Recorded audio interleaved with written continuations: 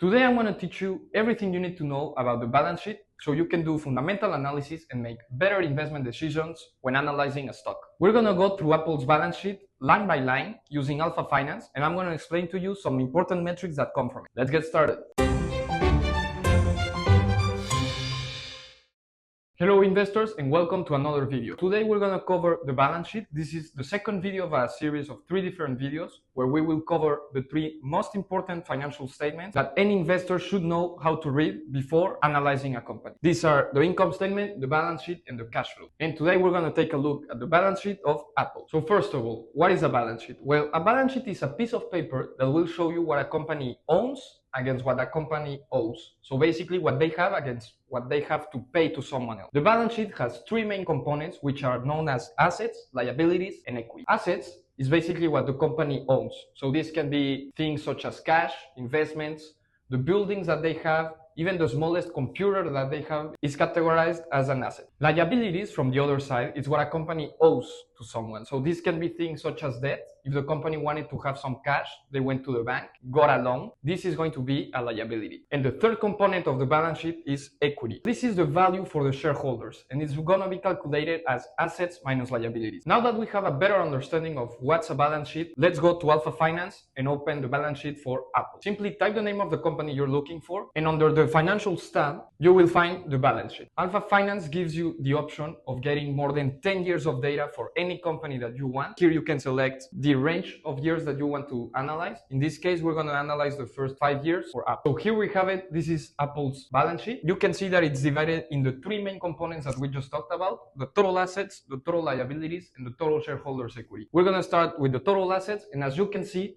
for the most recent quarter, Apple has a total assets of $331 billion.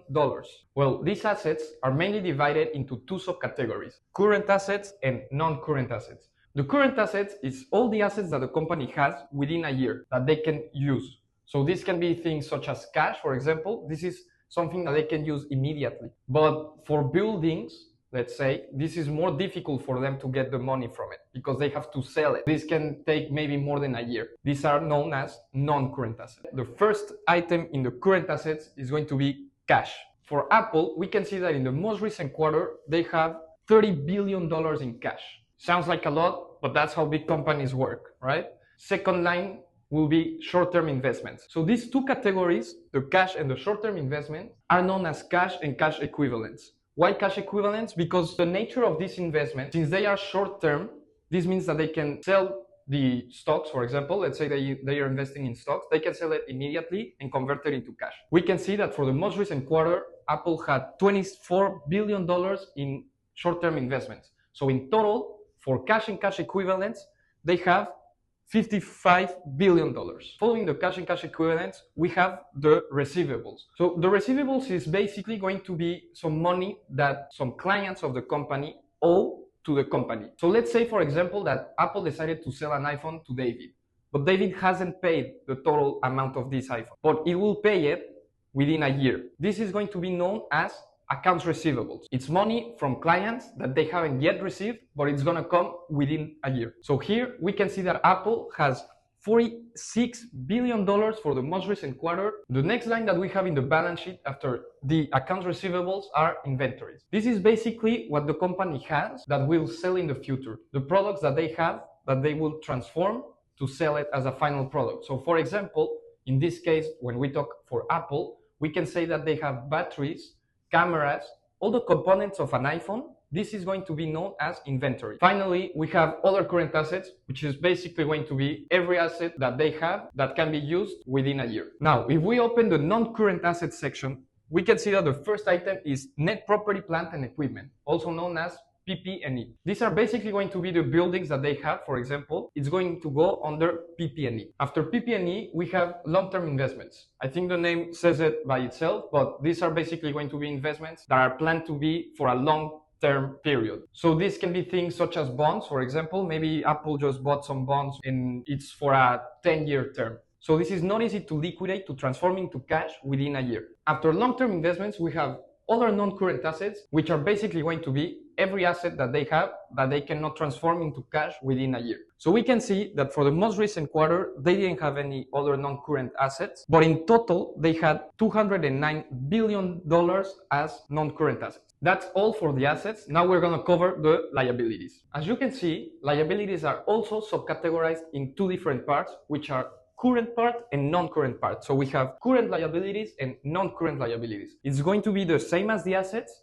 Current, it's within a year, and non-current is going to be for a period longer than a year. So in current liabilities, the first line that we have are accounts payable. Accounts payable are going to be similar to the accounts receivables that we just talked about, but in this case, it's the company that has to pay to someone. We can see this liability kind of like a subscription to Netflix, for example. This is an account payable. It's something that the company has to pay to someone, but there's no interest on it. So as we can see, for the most recent quarter, Apple had 50 billion in accounts payable. So this is money that they will have to pay within a year for different services. After accounts payable, we have short-term debt.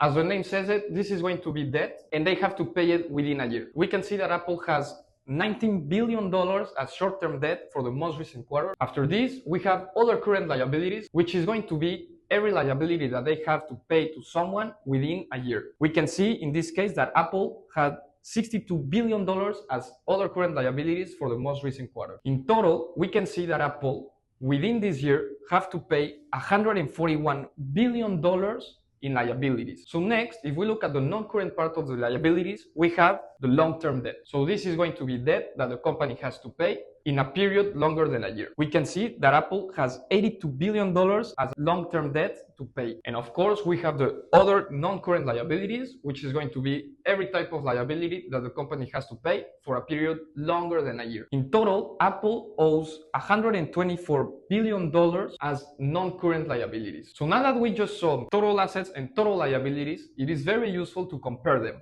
In this case, we can see that Apple has a total assets for the most recent quarter of $331 billion compared to their total liabilities of $265 billion. So at least we know that they can pay their debts. Now for the final part, equity, which we already know that is going to be equal to the assets minus the liabilities. So the first item is going to be capital stock. This is basically the money that the company got from investors when we buy the stock. So in this case, we can see that for the most recent quarter, Apple has $89 billion. Next, we have the retained earnings. This is basically going to be the accumulated profit or deficit that a company has. In this case, we can see that Apple had a deficit of $17 billion for the most recent quarter. Why can this number be negative? Does this mean that the company is not winning money? Well, retained earnings are calculated as this year's net income plus past accumulated net income minus the dividends expense. We're going to have a look at the dividends expense in the next video, but this is basically what a company is going to pay to their shareholders in a quarterly basis. So the reason for this number being negative can be that the company may be paying a very large amount of dividends to its shareholders, which ultimately decreases the accumulated retained earnings. And finally, we have other shareholders' equity, which is going to be everything that also affects the equity value. So in this case for Apple, we can see that in the most recent quarter, they have total assets of $331 billion. From the liability side, we can see that they have $265 billion. If we do the difference of these two elements, the total assets and the total liabilities, we can get the total shareholders' equity for Apple, which will be equal to roughly $66 billion. So now you can see why it's important to analyze this piece of paper, because it's the only thing that is going to let us know if the company has enough money to cover their debt or not. Now that you have a better understanding of the balance sheet, we're going to have a look at some key metrics that will let us as investors analyze this piece of paper to get a better understanding of the financial strength of the company. The first key metric that I want to discuss with you is the current ratio. This is a ratio where we will compare the current assets against the current liabilities. We will simply do current assets divided by current liabilities. Ideally, we want this ratio to be greater than 1, meaning that they have more current assets than current liabilities, so they can cover their current obligation. The second metric that I want to cover is the debt to equity ratio. In this case, we're going to compare what portion of the company is coming from debt and what portion is coming from equity. To do this, we're going to simply divide the total liabilities to the total equity. This will measure the leverage of the company. The lower, the safer. But of course, we don't want this ratio to be that low because this means that the company is losing an opportunity of getting more debt since they can cover it. And the third metric that I want to cover with you is the book value per share. This is simply going to be what will be the price of a share if the company's value was only based on the shareholders' equity. So basically, we're going to take the equity and we're going to divide it by the total shares outstanding that the company has. This will give us a number that we can compare to the actual price of the stock and see how big is the difference from the equity's value to the market value. So we're going to calculate one of these metrics for Apple just to make things simpler. We're going to take the current assets of Apple, which are $122 billion, and we're going to divide them by the total current liabilities, which are $141 billion. So before doing this calculation, we already know that the current ratio is going to be lower than 1 because they have more current liabilities than current assets, meaning that with their current assets, they cannot cover the liabilities that they have to pay within this year, which is really bad. So this will give us a current ratio of roughly 0.87. Thankfully, for this calculation, we have Alpha Finance. You simply have to go to the summary tab, and if you scroll down, you will find the current ratio right underneath the financial strength. As you can see, we have the exact same number that we just calculated, which is 0.87. 2 rows below, we can also find the debt to equity ratio with a value of 1.16. So this again can be a red flag because it means that the company is using way more debt to finance its activities than equity. And finally, if you want to have a look at the other metric that we just learned, which is the book value per share, simply go to the statistics tab, and if you scroll down under the balance sheet, you will find the book value per share represented as a nominal value, which is $4. This means that the stock would be worth $4 only by looking at the equity's value, which, as you can see here, it's very low compared to the current market price of $229. Congratulations! Now you know how to read a balance sheet and you know how to understand the financial strength of a company by analyzing. I'll see you in the next video where we will have a look at the cash flow statement.